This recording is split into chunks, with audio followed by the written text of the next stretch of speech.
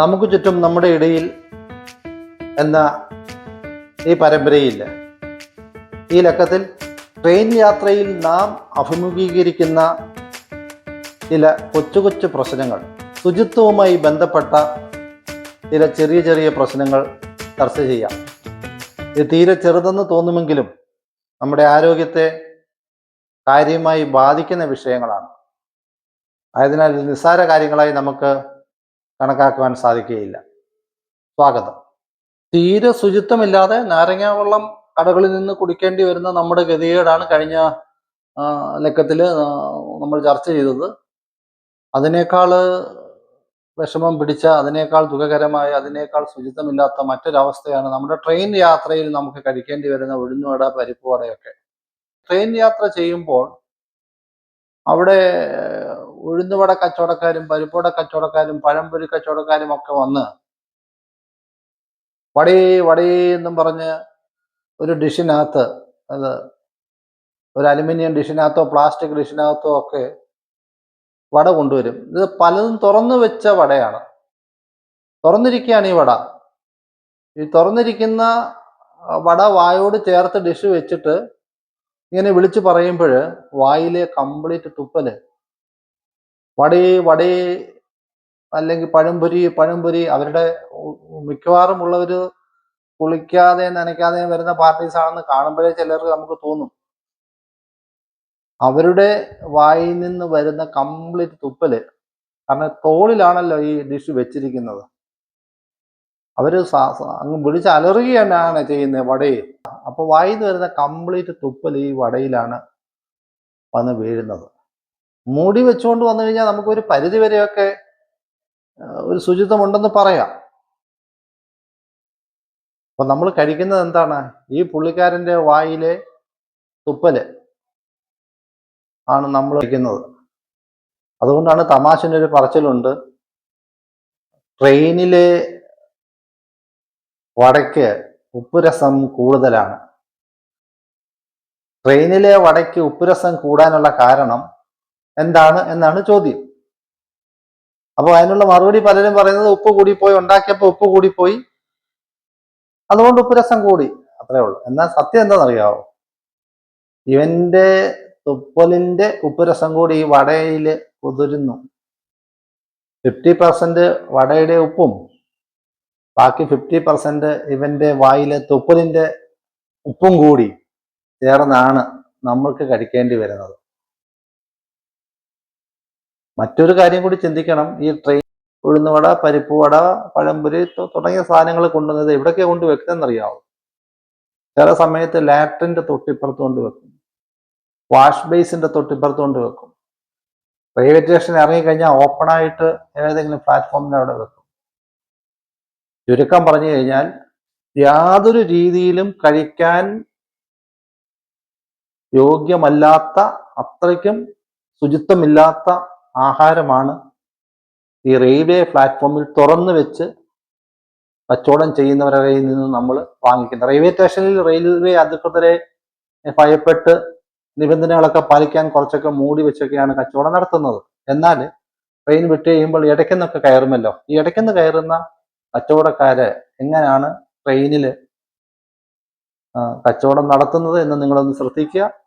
അപ്പോൾ കേരളത്തിൽ ഒരു പരിധി വരെ ശുചിത്വത്തോടു കൂടിയാണ് ആഹാരം ട്രെയിനിൽ കച്ചവടം നടത്തുന്നത് നമുക്ക് കാണാൻ സാധിക്കുന്നുണ്ട്. എന്നാൽ മറ്റു സംസ്ഥാനങ്ങളിലേക്ക് കടന്നു ചെല്ലുമ്പോൾ ട്രെയിൻ ആ ഗ്രാമങ്ങളിൽ നിന്നൊക്കെ കയറി വരുന്ന കച്ചവടം നടത്തുന്നവരുടെ കയ്യിൽ നിന്ന് നമ്മൾ വാങ്ങിക്കഴിക്കുന്ന ആഹാരം എത്രയോ അഴുക്കാണ്, വേസ്റ്റാണ് എന്ന കാര്യം നാം മറക്കരുത്. പഴയ കാലത്ത്, കുറേയേറെ വർഷങ്ങളൊന്നും ആയില്ല, പഴയ കാലത്ത് ട്രെയിനിലെ യാത്ര തന്നെ അതിഭയാനകമായിരുന്നു. ഈ കുറച്ച് വർഷങ്ങളെ ആയിട്ടുള്ളൂ റെയിൽവേ ട്രാക്കിൽ മലവും മൂത്രവും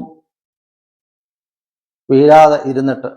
നേരത്തെയൊക്കെ നമ്മൾ റെയിൽവേ സ്റ്റേഷനിൽ ചെന്ന് ഇരുന്ന് കഴിഞ്ഞാൽ, ട്രെയിൻ സ്റ്റോപ്പുള്ള റെയിൽവേ സ്റ്റേഷനിൽ നമ്മൾ ട്രെയിൻ ഇരിക്കാൻ സാധിക്കില്ല, അത്രയ്ക്കും മലത്തിൻ്റെയും മൂത്രത്തിൻ്റെയും ഒക്കെ നാറ്റമായിരുന്നു. പക്ഷെ ഇപ്പോൾ അത് പരിഹരിച്ചു.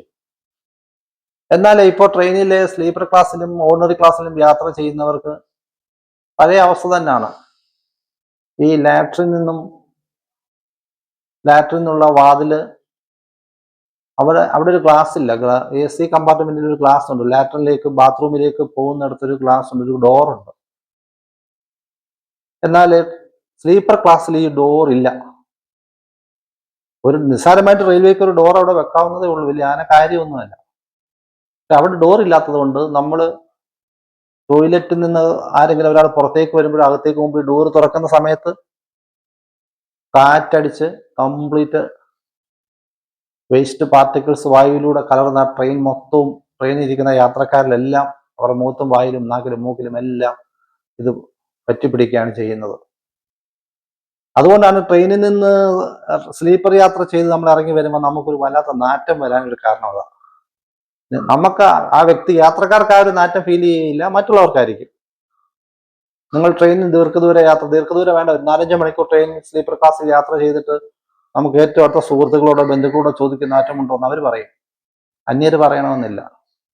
വല്ലാത്ത ദുർഗന്ധമായിരിക്കും. കാരണം ഈ വാഷ് ബേസിൽ അവിടെ നിന്നും ബാത്റൂമിൽ നിന്നുമുള്ള തുറക്കുമ്പോഴെല്ലാം വേസ്റ്റ് നമ്മൾ തുപ്പുമ്പോഴൊക്കെ എല്ലാം വായുവിലൂടെ വാഹനം മുന്നോട്ട് പോകുമ്പോൾ പുറമോട്ടാണല്ലോ ആ കാറ്റടിക്കുന്നത്. ആ കാറ്റിൽ നമ്മുടെ തുപ്പലും മൂത്രത്തിന്റെ അംശവും ഒക്കെ ബാത്റൂമിൽ നിന്നും ഈ വാഷ് ബേസിൽ നിന്നും യാത്രക്കാരിലേക്ക് കടന്നു വരും. ഏറ്റവും ദുരന്തം അനുഭവിക്കുന്നത് വാതിലിനോട് അടുത്തിരിക്കുന്ന 1-ാം നമ്പർ 2-ാം നമ്പർ 1 മുതൽ 8 വരെ ഇരിക്കുന്ന സീറ്റിലും അപ്പുറത്തെ 69, 70, 71 സീറ്റുകളിലൊക്കെ ഇരിക്കുന്നവർക്കാണ് ഈ ദുരന്തം ഏറ്റവും കൂടുതൽ ഏറ്റുവാങ്ങേണ്ടി വരുന്നത്. ട്രെയിൻ യാത്ര ചെയ്യുന്നവർ തുറന്നു വെച്ച ആഹാര സാധനങ്ങൾ വാങ്ങി കഴിക്കാതിരിക്കാൻ ശ്രദ്ധിക്കണം. അത്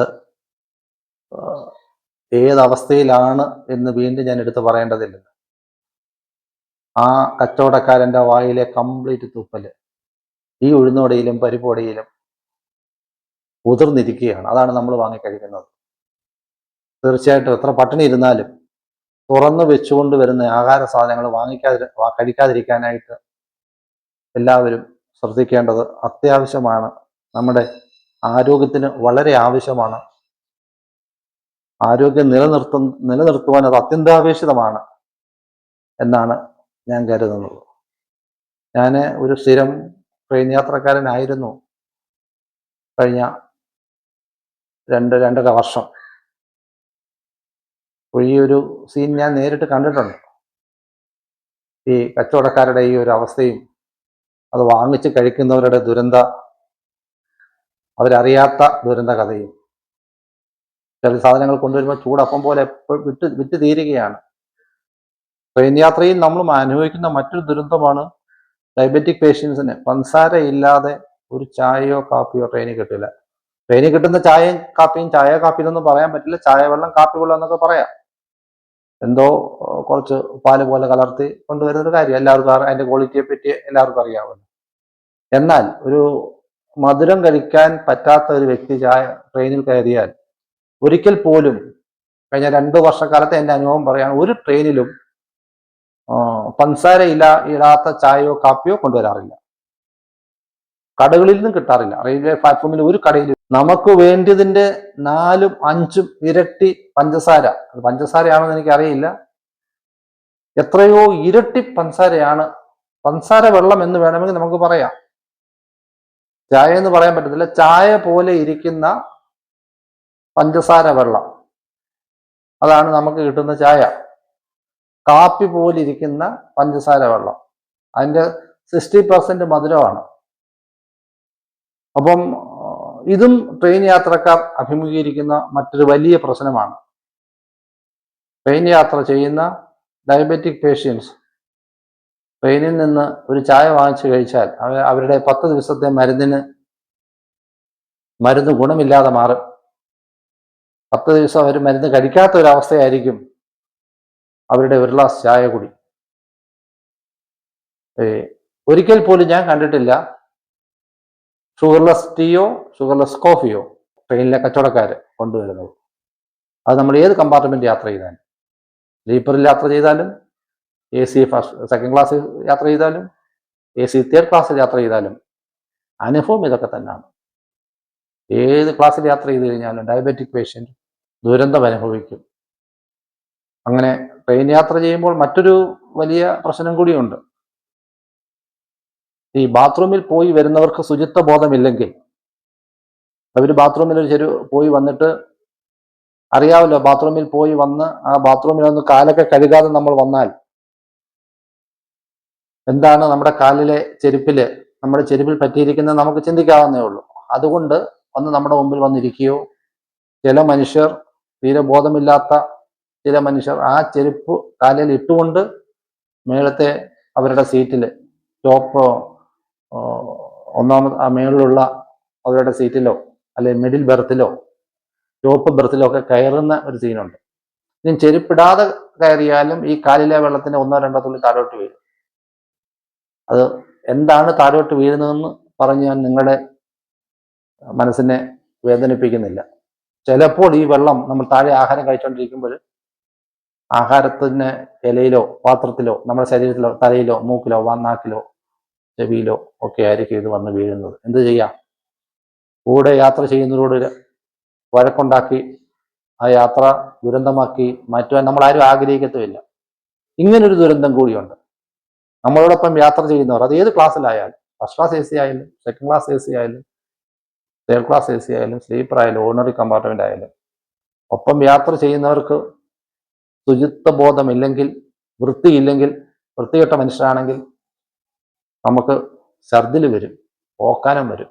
ട്രെയിൻ യാത്ര ദുരന്തമാക്കുന്ന ചില ഘടകങ്ങളാണ് ഞാൻ നിങ്ങളോട് സംസാരിച്ചത്, ഞാൻ നിങ്ങളുമായി പങ്കുവച്ചത്. മറ്റൊരു വിഷയമായി അടുത്ത ലക്കത്തിൽ കാണാം. നമസ്കാരം.